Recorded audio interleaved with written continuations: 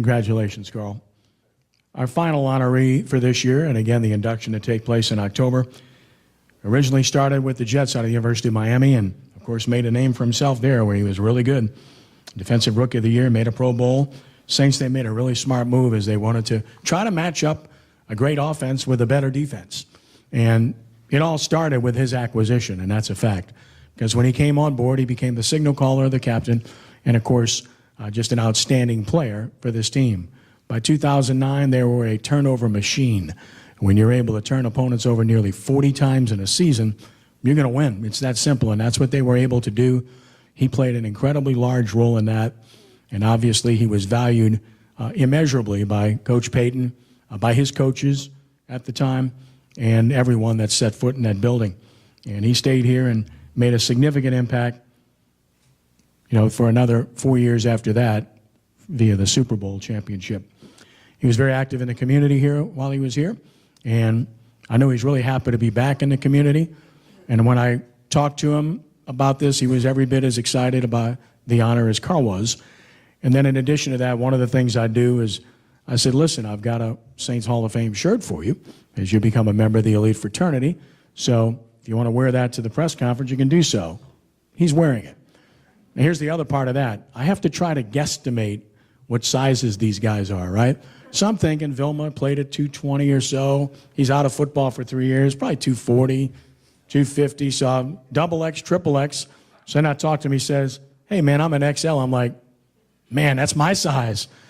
Whatever. The guy looks great. He looks like he could play today. It's so great to have him back in town, and it's special to have these two together because they were teammates and part of the greatest success in the history of this franchise. Our second electee to the Hall of Fame for 2017 is linebacker Jonathan Vilma. John?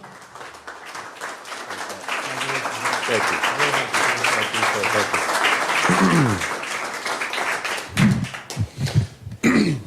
Thank you, everyone. I want to thank the selection committee. I want to thank you for this shirt because if it wasn't for that, Nick was going to beat me. I mean, the suit is nice, so I appreciate it. But I'll be short because, frankly, there's some of my former teammates that I want to be here when I do speak in October, and as well as my family, because what Ken mentioned that I got drafted by the Jets. I knew that it wasn't right, and what I mean by that is it wasn't the same chemistry and camaraderie that I had when I was with Miami, and I had such a great time, and I had so many lifelong friends from there, and it just didn't feel right. And when I came to the Saints, and man, I was so fortunate to come to the Saints.